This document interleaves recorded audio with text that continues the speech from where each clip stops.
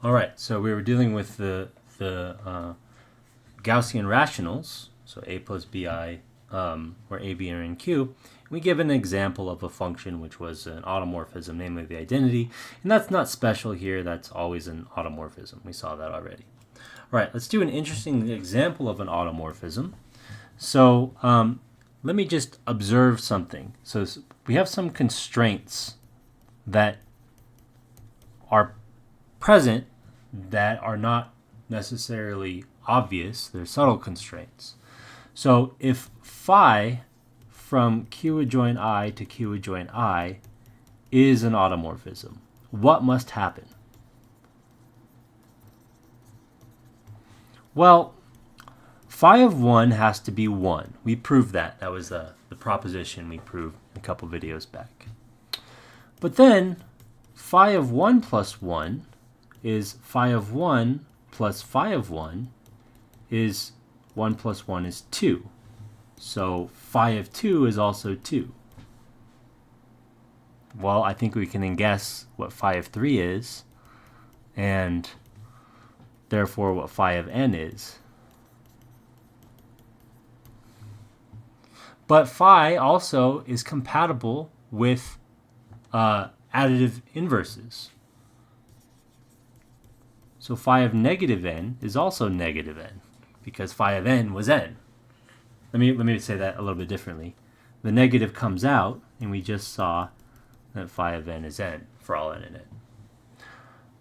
But phi is also compatible with multiplicative inverses. So phi of 1 over n is phi of n inverse is equal to phi of n inverse is equal to n inverse is equal to 1 over n. And this is true if n is positive or negative. It just can't be 0. Okay, so phi is identity on z and sort of the 1 over z's. But let me not write that part out yet. But phi is also compatible with multiplication. So we can write p over q as p times 1 over q, and that's phi of p times phi of 1 over q. And by what we just did, that's p times 1 over q, which is p over q. So actually, phi has to be the identity on q. Namely, it has to take any rational number to itself. It's forced to, if it's to be an automorphism. If it's supposed to be compatible with the operations, it has to not change q. And this is a fact that has there's more behind this, and it's that q is the prime subfield, and essentially you always have to be the identity on the prime subfield. But we'll get to that later. So phi is the identity on q. And so let's go back. We're looking at the Gaussian integers. Any automorphism has to fix all rational numbers. So if we have a Gaussian rational, well, phi is compatible with addition. So it breaks up under addition.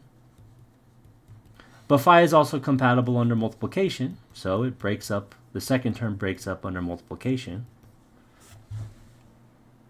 But p and q are rationals, right? P and q are in q. And we just saw that whenever you have a rational, I've used p and q, p over q here. Let's use a and b, sorry. Let's not confuse them. Problem with everything being p or q, p and q, is that sort of everything is true and nothing is. Okay, so a and b are in q, so they look like some rational expression. So it has to fix them. So what we're learning here is that if we have an automorphism of the Gaussian rationals, it must be determined entirely by what it does to I, because it has absolutely no say in any of the rational numbers that appears. And this is going to be something that's going to show up again and again. So in particular, we've learned that phi is entirely determined by one output. Now that's not super surprising. If I have any linear map from Q adjoint I to Q adjoint I, it's determined by two outputs. It's determined by phi of I and phi of 1. But this was worth working out because this is going to show up again and again and again. Okay. So phi is entirely determined by what it does to phi of I. So now the question is, well, what can it do to phi of I? Well, phi of I, if we multiply it with itself, we can use the compatibility with addition to sort of bring the phi's together, or multiplication rather, sorry. And that's phi of I squared, and I squared is -1. And phi has to preserve all rational numbers. It cannot move them. So phi of I, whatever it is, it must square to -1. All right? So what does that mean? Well, there's two square roots of -1 in Q adjoint I. There's I, that's the square root of -1 in Q adjoint I. Or it's -I. Great. Those are the options.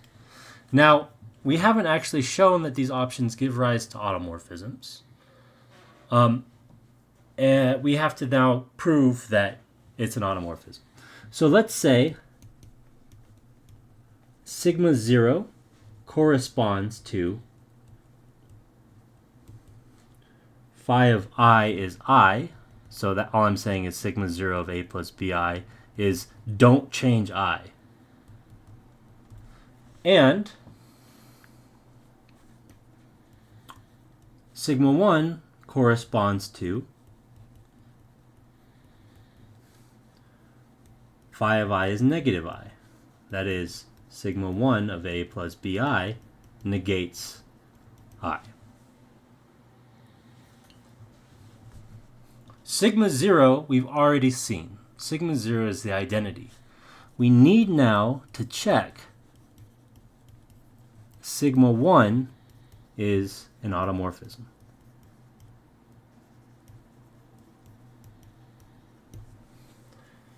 That needs to be checked. Because all we said is, well, if we had an automorphism, it must at least do this. We don't actually know that if it at least does that, then it must be an automorphism. So that's a check that we have to do, and we're going to do now. So let's check the properties. We first have to check it's a monomorphism, and then once we've checked that, I'm going to say that the remaining part it's onto is similar to what we did previously. Or I might do it. I don't know. We'll see. So check. Well, let's add two guys inside sigma 1 first, and then apply sigma 1 and add them and compare.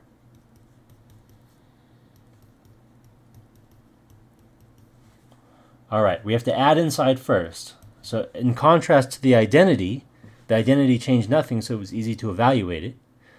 Sigma 1 does something. So we need to put it into a form that sigma 1 understands. So sigma 1 understands a single complex number, not a sum of complex numbers. So let's go ahead and add these. Now it's a single complex number. Now sigma 1 knows what to do with it. And this is actually a question. We don't know yet.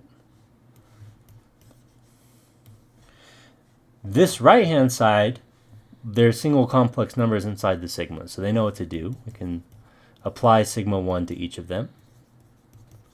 Sigma 1 just is conjugation, essentially. It negates I. This left-hand side, though, we can now apply sigma 1 to. It's conjugation. It negates the imaginary part. The imaginary part is b1 plus b2. And then we can do some arithmetic on the right-hand side. Namely, a1 minus b1i plus a2 minus b2i is a1 plus a2. And then we're going to factor out the negative. And we factor out a negative from b1, a negative b1i, we're left with a negative b1, and I'll pull the I out on the right. And then similarly, we're going to be left with a positive b2. And are they the same? Yep, they're the same. So it's compatible with addition. Now we got to check multiplication.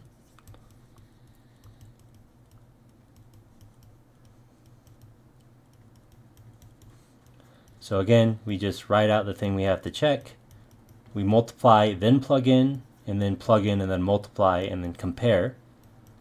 Okay, so we don't know what sigma 1 does to this expression yet.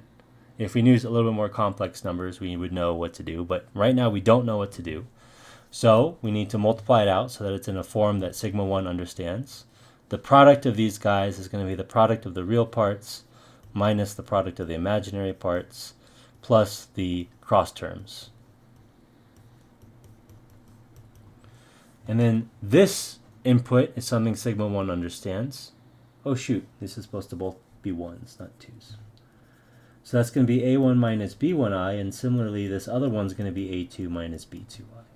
Because sigma 1 knows what to do with those. Alright, and now sigma 1 knows what to do with the left-hand guy. We negate the imaginary part.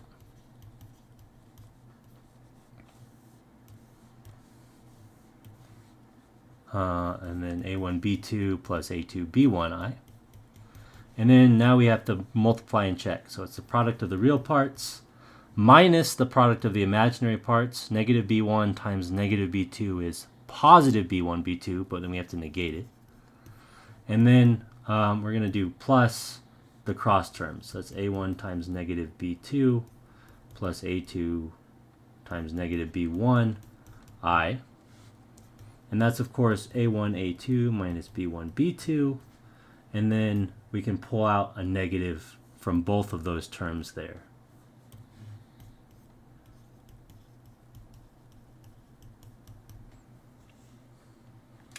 All right, so are they the same? Yep, they're the same. Left-hand side, right-hand side are identical. So it's compatible with multiplication. And let's just check it's onto real quick. I guess we're going to do that check.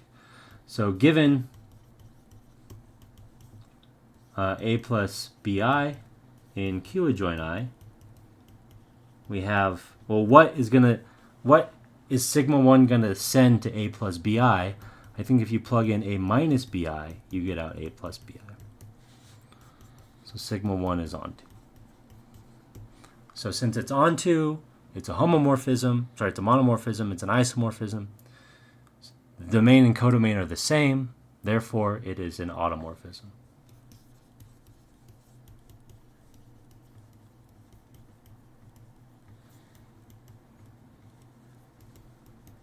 So this was a really long example, but I really wanted to delve into this in the previous example. We're kind of long, but I really wanted to delve into how you go about searching for these things.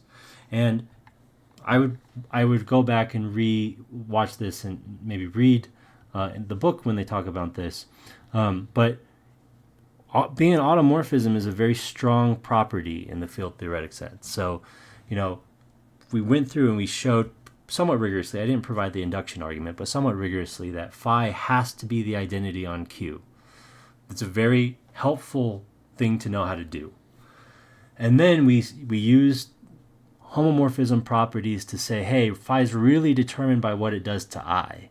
And so then we said, okay, well, what can it do to I then? And we used some information about I. Namely, we knew that I squared was a rational number. It's the rational number minus 1. So we leveraged that to learn that whatever phi of I is, it's going to go to something that squares to negative 1. And there's two numbers in Q adjoint I that do that. So this gave us an idea of what type of automorphisms to expect as candidates. And then we had to go in and check that our candidates were actually automorphisms. Right? But nevertheless, we found all of them. There are two. There's two total.